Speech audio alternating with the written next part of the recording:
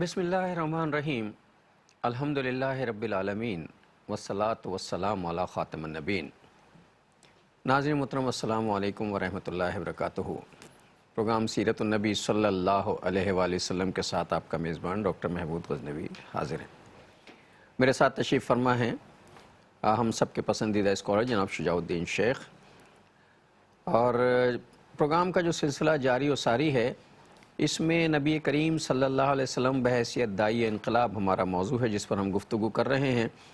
اور میرا خیال ہے اس آج کے عہد میں جس سینیریو میں ہم ہیں اس وقت، آج جو دنیا بھر کی جو صورتحال ہے اور وہ سب آپ کے علم میں ہے، ظاہر ہے اس کو گفتگو کرنے کی ضرورت نہیں ہے۔ ساری دنیا میں کشمکش جاری ہے، امن و سکون نام کی چیز جو ہے وہ عنقا ہو چکی ہے، اور لوگ جو ہیں وہ افراتفری میں مبتلا ہیں۔ سمجھ میں نہیں آتا کہ سکون جو ہے وہ کدھر ملے گا۔ ہر آدمی جو ہے انقلاب کا داعی ہے، میں انقلاب لے کر آؤں گا، اور جب وہ انقلاب لاتا ہے تو پتہ چلتا ہے یہ اس سے زیادہ خوفناک انقلاب ہے جس پہ لوگ رو رہے تھے۔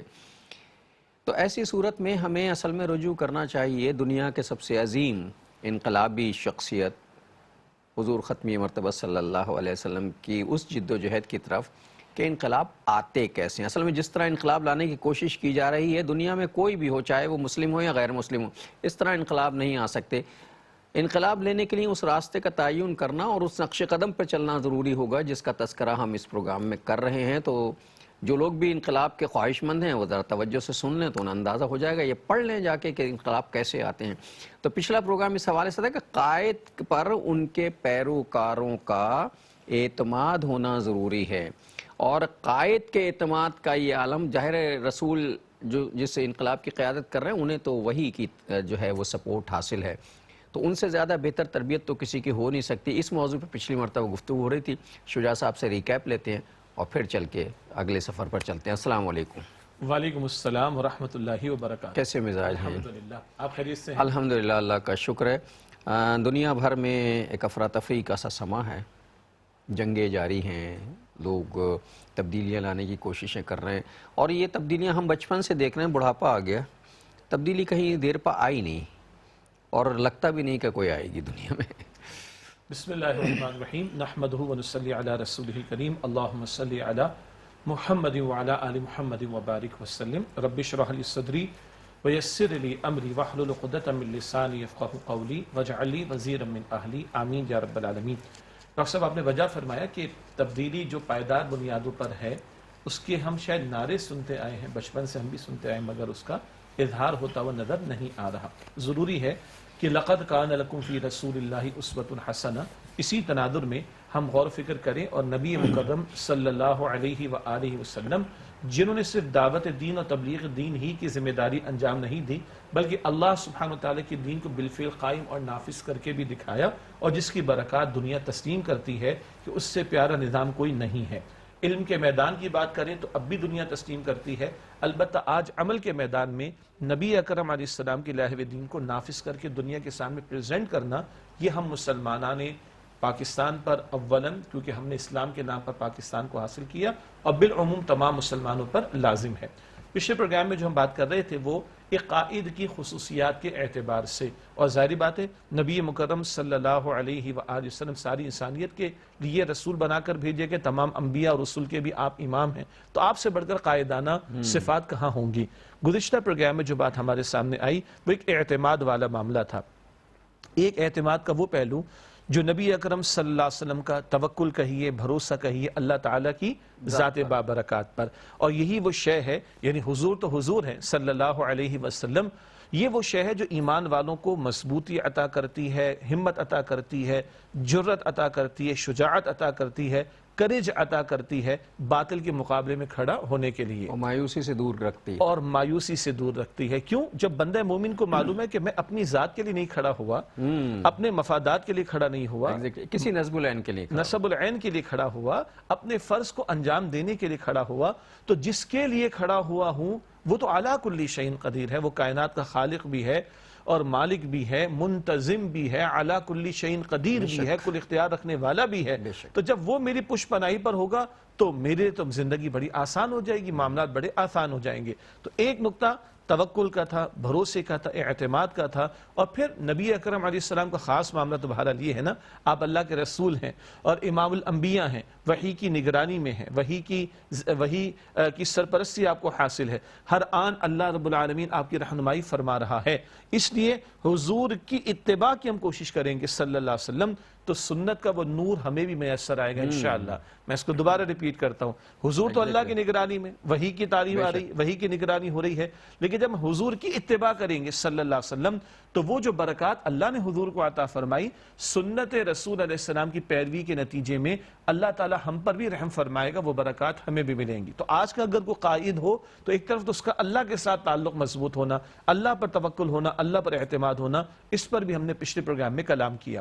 دوسرا یہ پہلو تھا جس پر 2-3 نشستوں سے کلام ہوتا ہوا آیا کہ جو پیروکار ہیں، جو فالوورز ہیں، جو پیروی کرنے والے ہیں، جو لیڈر کے پیچھے چلنے والے ہیں، جو قائد کے پیچھے چلنے والے ہیں، ان کو بھی اپنے قائد پر اعتماد ہونا چاہیے، ان کو بھی اپنے قائد کے ساتھ ایک گہرے رشتے میں پیوست ہو جانا چاہیے۔ یہ کب ہوتا ہے؟ جب قائد کا کردار ان کے سامنے واضح ہو، صداقت والا، امانت والا، دیانت والا اور موٹیویشن والا، ترغیب والا، تشویق والا، ڈیڈیکیشن والا۔ وہ جو احزاب کے موقع پر ہوا کہ یا رسول اللہ صلی اللہ علیہ وآلہ وسلم، میں نے پیٹ پر پتھر باندھا ہے۔ یہ مطلب قائد کا عمل بھی وہی ہونا چاہیے جو وہ کہہ رہا ہے، ہاں، اور دوسروں سے آگے بڑھ کر ہونا چاہیے۔ تو عرض کرتے ہیں یا رسول اللہ میں تو پتھر باندھا ہوا ہے۔ حضور علیہ السلام نے اپنی قمیص مبارک ہٹا کر دکھایا 2 پتھر بندھے ہوئے ہیں، میں تم سے آگے ہوں اس معاملے میں۔ تو جب یہ اعتماد پیروی کرنے والوں کا اپنے قائد پر ہو کہ یہ صرف کہتا نہیں، کرتا بھی ہے، یہ فقط تقاضا نہیں کرتا، ڈیلیور بھی کرتا ہے، یہ فقط ڈیمانڈ نہیں کرتا، یہ عمل کر کے پیش کرتا ہے، اور یہ آگے دوسروں سے جب یہ اعتماد ہوتا ہے۔ تو پچھلے پروگرام میں ہم نے کلام کیا تھا کہ ہجرت کی رات ہے اور سیدنا علی ہے رضی اللہ عنہ، جان بھی لگا دیتے ہیں داؤ پہ، ہاں، اور جان کے دشمن باہر کھڑے ہیں، اور حضور علیہ السلام سیدنا علی کے حوالے امانتیں بھی کر کے جا رہے ہیں، یہ بات ہم پہلے کر چکے ہیں، اور سیدنا علی حضور کی اس پکار پر لبیک کہتے ہیں، اور نبی مکرم علیہ السلام کے بستر مبارک پر وہ سونے کو تیار ہو جاتے ہیں۔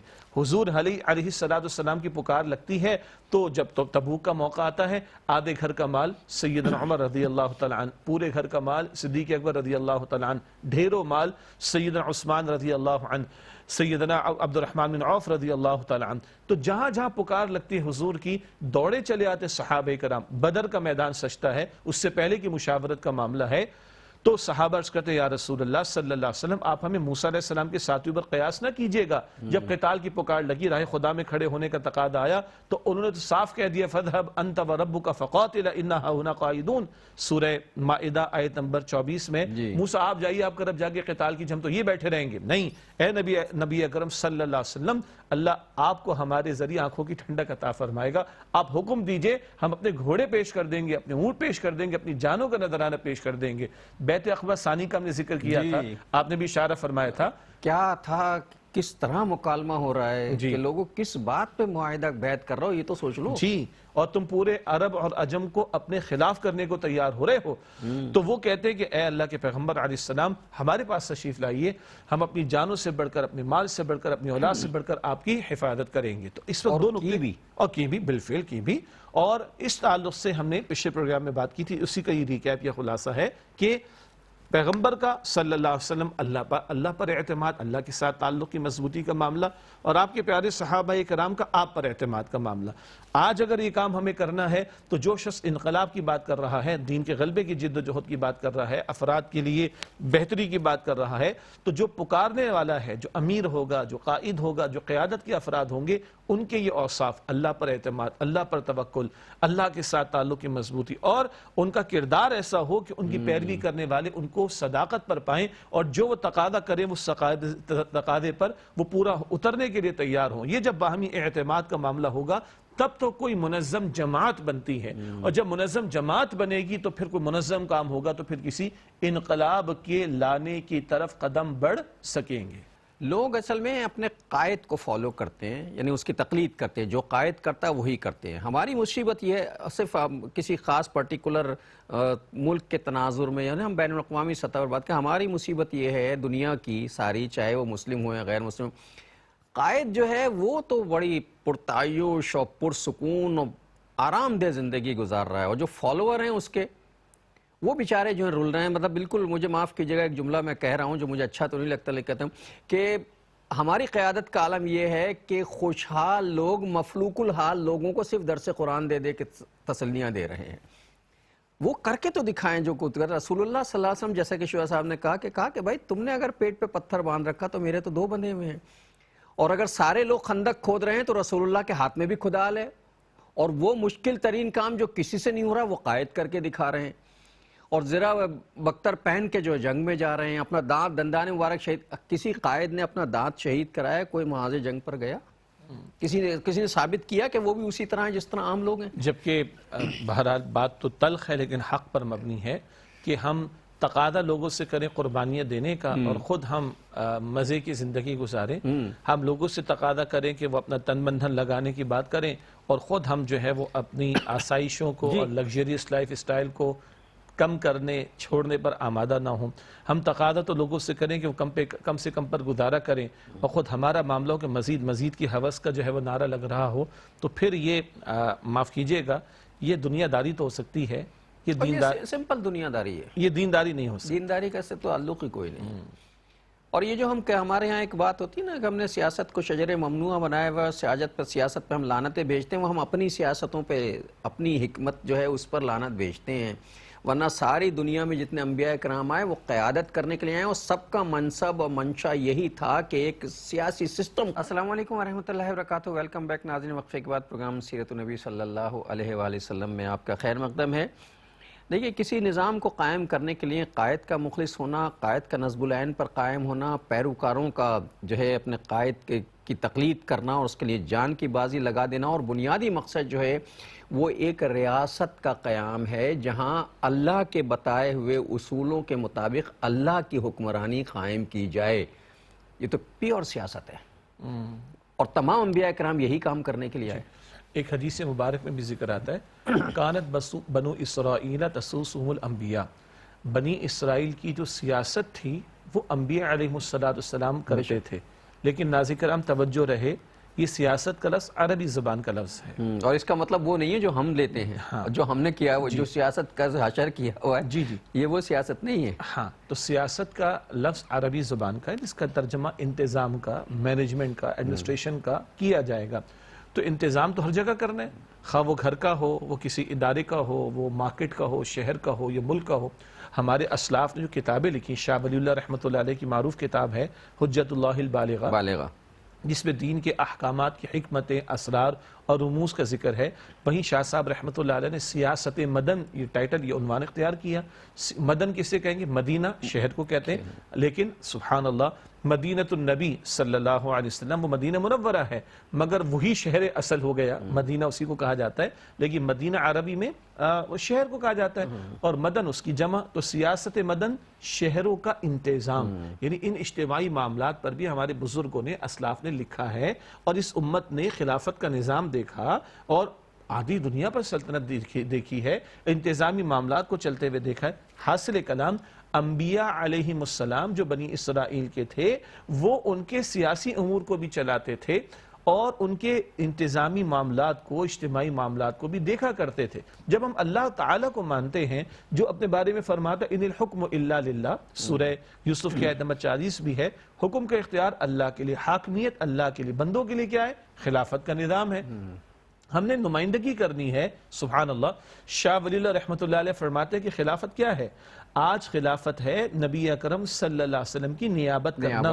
وہ تمام امور جو حضور نے انجام دیے صلی اللہ علیہ وسلم، آپ کی ختم نبوت کے بعد اب امت نے انجام دینے، خواہ وہ نماز کا نظام قائم کرنا، زکوٰۃ کا نظام قائم کرنا ہو، عبادات کا انتظام ہو، وہ شہری زندگی کے معاملات ہوں، اجتماعیت کے معاملات ہوں، عدالتی کارروائی ہو، افواج کا ترتیب، جو کچھ بھی ہے، جو کچھ بھی حضور نے انجام دیا صلی اللہ علیہ وسلم، ان کی نیابت کرتے ہوئے اس کو انجام دینا، یہ خلافت کا نظام ہے. اس مفہوم میں سیاست تو ایک بڑا مطلوب پہلو ہے زندگی کا اجتماعی معاملات کے اندر، مگر وہ جو اللہ اور اس کے رسول کی تعلیم کے مطابق ہو، نہ کہ وہ جو آج ہم دیکھتے ہیں جس کے اندر افراد کو خریدا جاتا ہے، ہارس ٹریڈنگ کی جاتی ہے اور خریدا جاتا ہے اور اپنی منچاہی باتوں کو نافذ کروانے کی کوشش کی جاتی ہے. یعنی رب کی مرضی کی بجائے اپنی مرضی چلانے کی کوششیں کی جاتی.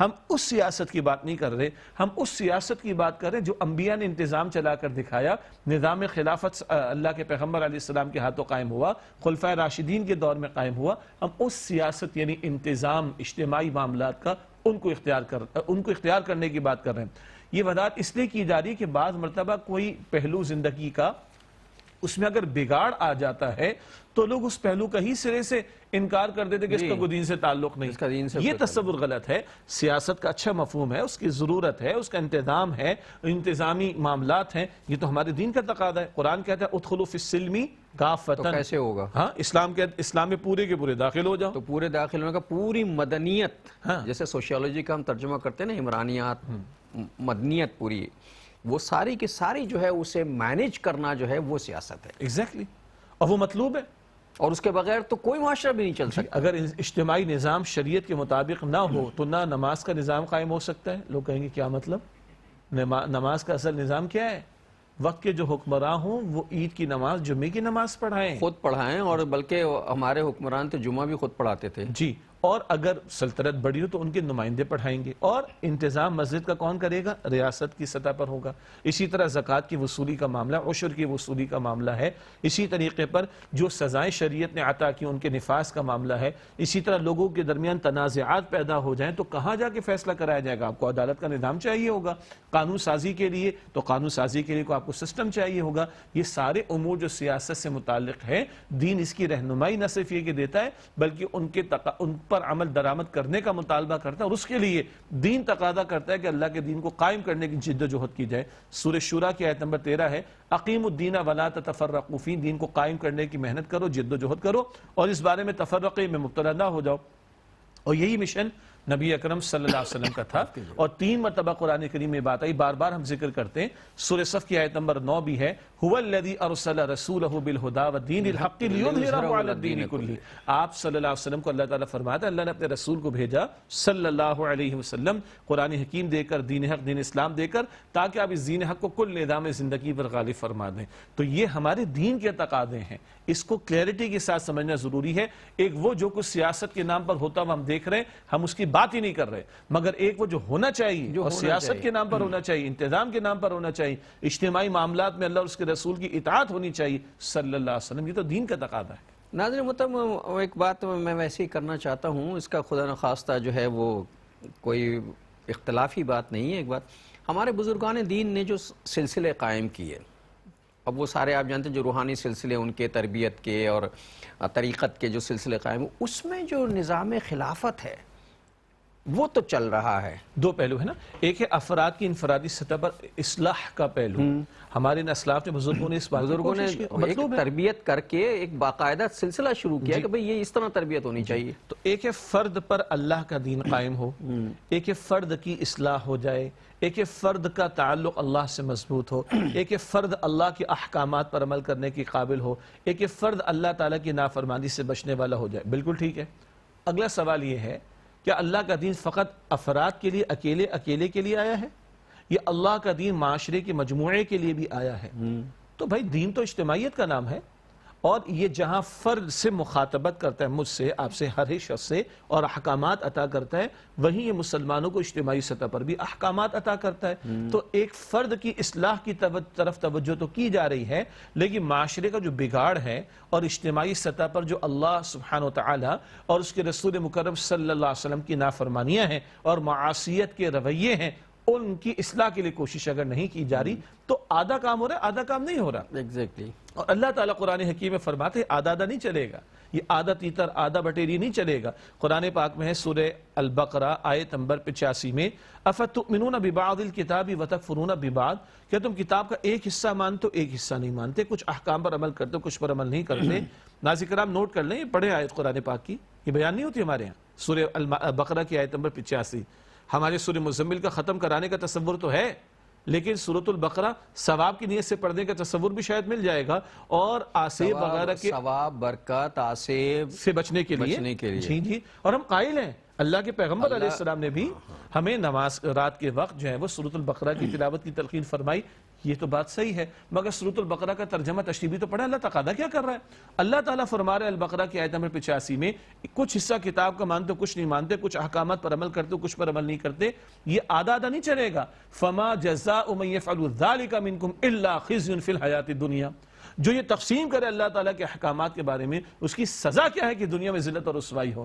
وَيَوْمَ الْقِيَامَةِ يُرَدُّونَ إِلَىٰ أَشَدِّ الْعَذَابِ، اللہ اور قیامت کے دن ایسے لوگوں کو شدید عذاب میں لوٹایا جائے۔ آج امت کا جو زوال کا معاملہ ہے، جو ذلت اور رسوائی ہے، قرآن پاک سے پوچھ لیں، کوئی ایک خطہ زمین 57 ملکوں میں نہیں ہم دکھا سکے، یہ دیکھو پورا اسلام یہاں پر نافذ ہے۔ یہ ہمارے زوال کی اہم ترین وجہ، ہم نے کچھ احکامات لیے کچھ نہیں لیے۔ تو انفرادی اصلاح کس نے منع کیا؟ مطلوب ہے، ضروری ہے، لازم ہے، مگر افراد کے ساتھ معاشرے کی اصلاح، نظام کی اصلاح، اور فرد کے ساتھ ساتھ پورے نظام پر اللہ کا دین غالب اور قائم ہو، اور اللہ اور اس کے رسول صلی اللہ علیہ وسلم کی اطاعت کے تابع سب لوگ آ جائیں، یہ بھی اللہ تعالیٰ کے دین کا تقاضا ہے۔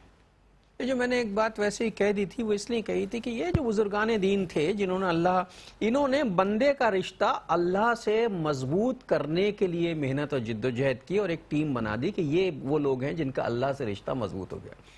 ہم اس معاملے کو تو بھول گئے، اور جب اللہ کا بندے کا رشتہ مضبوط ہو جائے تو پھر کچھ تقاضے جو ہیں وہ آتے ہیں کہ اللہ بندے کا رشتہ اگر مضبوط ہو گیا تو اب کیا کرنا ہے، وہ کوئی نہیں کرتا، جی ہم لوگ وہ نہیں کرتے، اللہ ماشاءاللہ اس پہ کلام ہی نہیں، یہ نہیں کرتے۔ اگر یہ کرنا شروع کر دیں تو اگر سارے سلسلوں کے لوگ مل کر یہ کہیں کہ صاحب اللہ کی زمین پر اللہ کا نظام قائم کیا جائے گا، ہمارے بزرگوں نے ہمیں یہی سکھایا ہے، تو دیکھیے کیا معاملات ہوتے ہیں، کوئی کمی نہیں ہے اس وقت دنیا میں۔ جی اسی طریقے پر اللہ تعالیٰ کی زمین پر اللہ تعالیٰ کا نظام، تو ہم اس میں دو تین بڑی بڑی باتیں کر دیتے ہیں۔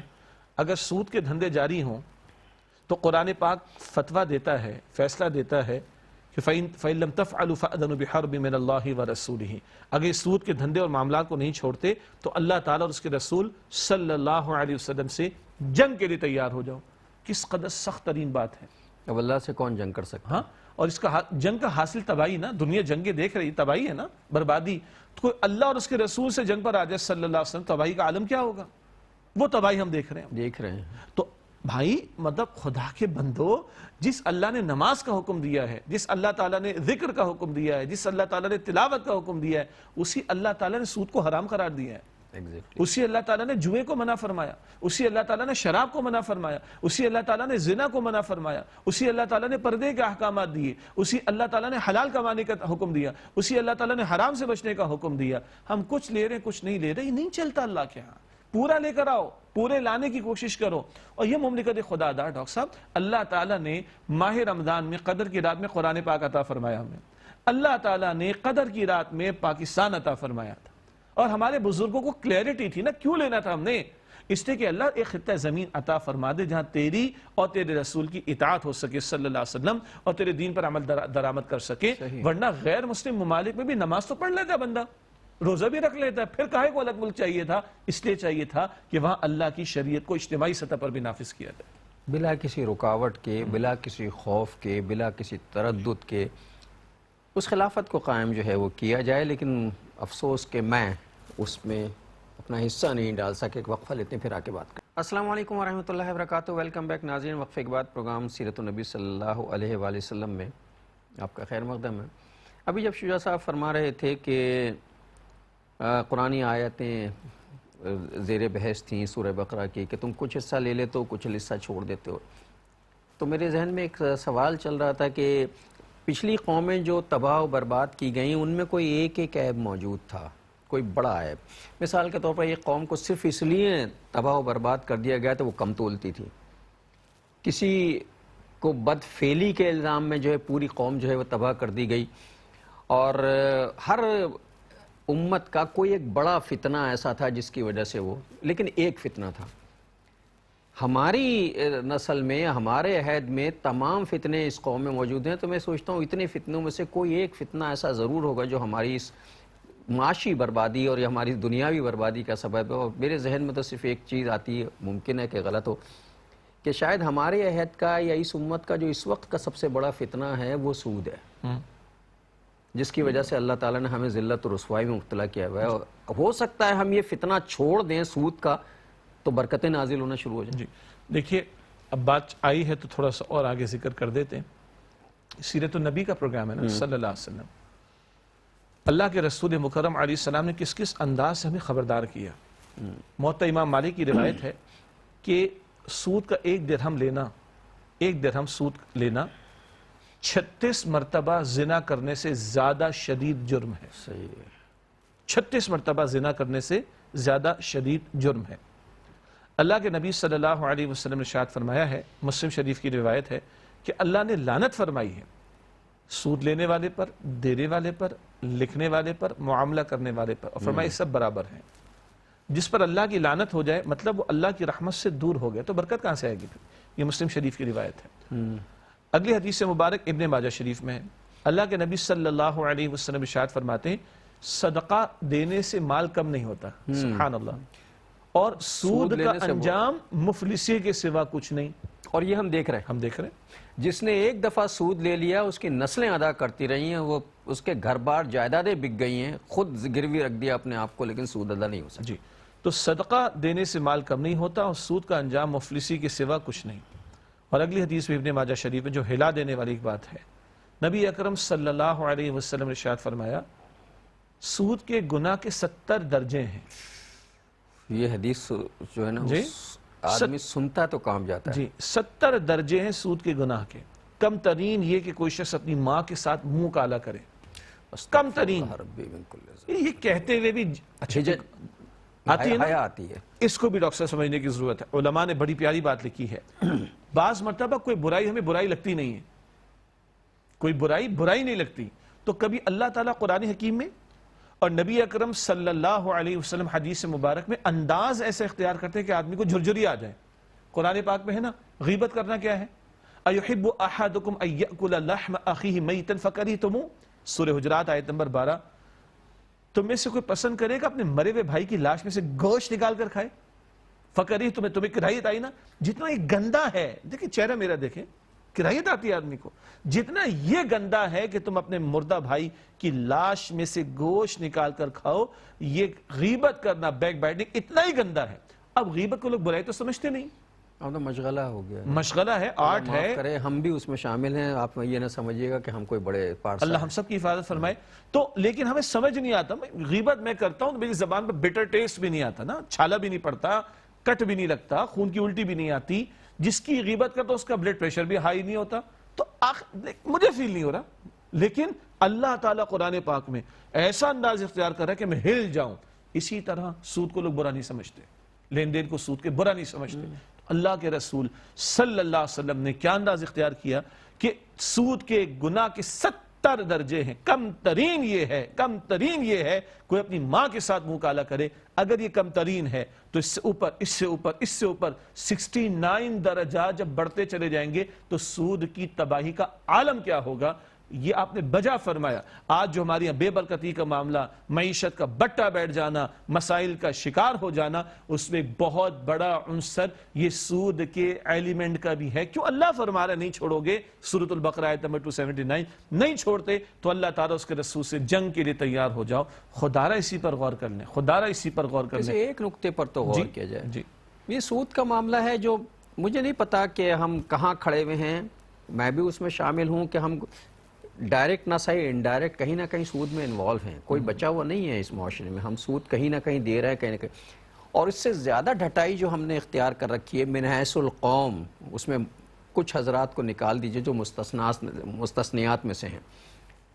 رشوت کو ہم نے جو ہے وہ بہت ہی پسندیدہ شے بنا لیا. ہمارے زمانے جب ہم بچے تھے تو آمدنیاں چھوٹی چھوٹی ہوا کرتی تھی لوگوں کی، اور کسی صاحب کی اگر آمدنی زیادہ ہوتی تھی تو وہ چھپاتے تھے اسے، کہ لوگ یہ نہ پوچھیں کہ صاحب یہ آمدنی اتنی کہاں سے آ گئی، یہ گھر ایسا کیسے بن گیا. تو چھپاتے تھے، ڈرتے تھے کہ آج تو باقاعدہ فخر کے ساتھ جو ہے پوچھا جاتا ہے. مجھے معاف کیجیے گا، ایک جگہ ایک رشتے کے لیے خاتون گئی اپنے بیٹے کے، تو لڑکی والوں نے پوچھا کہ اچھا یہ تو صحیح ہے، یہ بتاؤ بچے کی اوپر کی آمدنی کتنی ہے.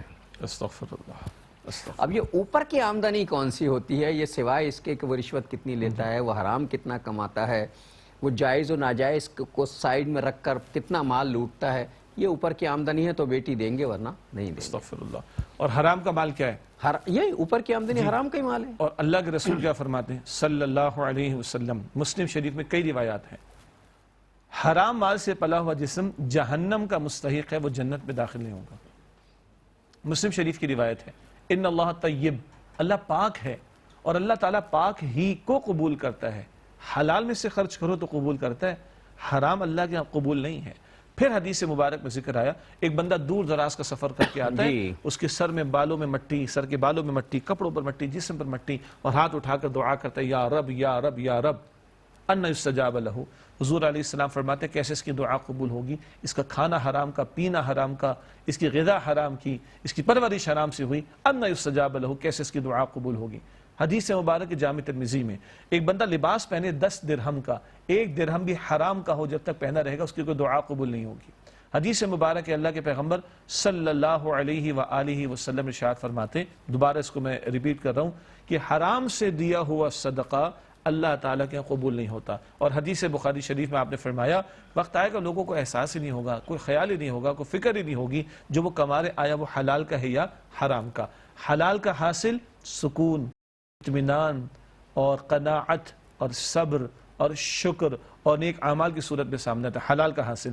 حرام کا حاصل بے برکتی، بے سکونی، بے اطمینانی، حسد، جلن، ہوس، دوسرے سے غصہ آ جانا، دوسرے کو دیکھ کر جلنا، بھن جانا، پھر غیبتیں کرنا، تکبر کرنا، یہ حرام کی یہ جو تباہی کاریاں ہیں آج ہمارے معاشرے میں برکتیں اٹھ گئی ہیں، ادب اور احترام اٹھ گیا، حیا کا جنازہ نکل رہا ہے، ایک دوسرے کے ساتھ تعلقات کمزور پڑتے چلے جا رہے ہیں، اخلاق کا دیوالیہ نکلتا چلا جا رہا ہے، یہ حرام کی نحوست کا معاملہ۔ اخلاقیات نام کی چیز تو برائے نام رہ گئی ہے، مطلب اب تو کوئی کسی سے سیدھے منہ بات بھی نہیں کرتا، ہمارے اخلاق جو ہیں بدترین اخلاق شمار ہونے لگے ہیں، اور ہم اس کے امتی ہیں جو معلم اخلاق ہے، جس کے اخلاق کی اللہ تعالیٰ تعریف کرتا ہے، ہم اس کے امتی ہیں، اور ہمارے اپنے اخلاق جہاں بھی ہیں ہمیں خوب اچھی طرح اندازہ ہم کیا کر رہے ہیں۔